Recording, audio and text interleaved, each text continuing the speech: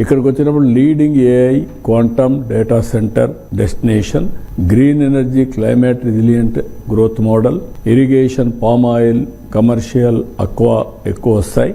National hub for mines and convention and business tourism, administrative and knowledge capital, ports and logistics, Reliance coal gasification and BPCL investment. Surya Lanka will be better than Goa in course of time. One of the most beautiful place that will be the destination for ఎవరైనా beach tourism కావాలంటే that is the best place. Next ఇక్కడ Tirupati economic region. This is more all of a sudden Rayalaseema is rising. Uttarandhra కళలకు రెక్కలెట్లయితే వచ్చాయో Rayalaseema is rising అలోనే కాకుండా Rayalaseema will be royal. ఆ dignity, ఆ మెజెస్టీ, ఆ టెక్నాలజీస్ మీరు చూస్తే ఇక్కడ India's emerging knowledge hub, space, defence and drone.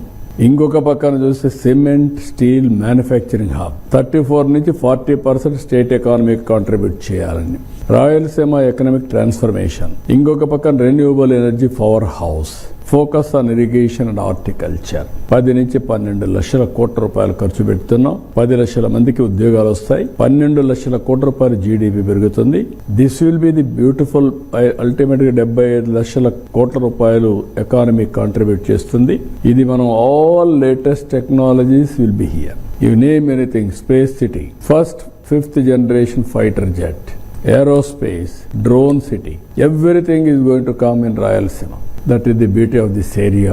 It is transforming. Steel plant by 28 complete అవుతుంది. There are beautiful iron ore. అది ఉపయోగిస్తే ఇంకో 4-5 స్టీల్ ప్లాంట్స్ వచ్చే అవకాశం ఉంది. కాబట్టి నిన్నే గోల్డ్ మైన్ కూడా వచ్చింది. జొన్నగిరి, ఇప్పుడు స్వర్ణగిరి నేమ్ కూడా మార్చాం. Swarnagiri 4th capital of Ashoka. ఆ రోజు స్వర్ణగిరి, నాట్ జొన్నగిరి. కాలక్రమేణా జొన్నగిరిగా మారింది. మళ్ళీ స్వర్ణగిరిగా చేసి స్వర్ణాంధ్రప్రదేశ్ కి నాంది పలికే పరిస్థితికి వచ్చాం. It is a turning point.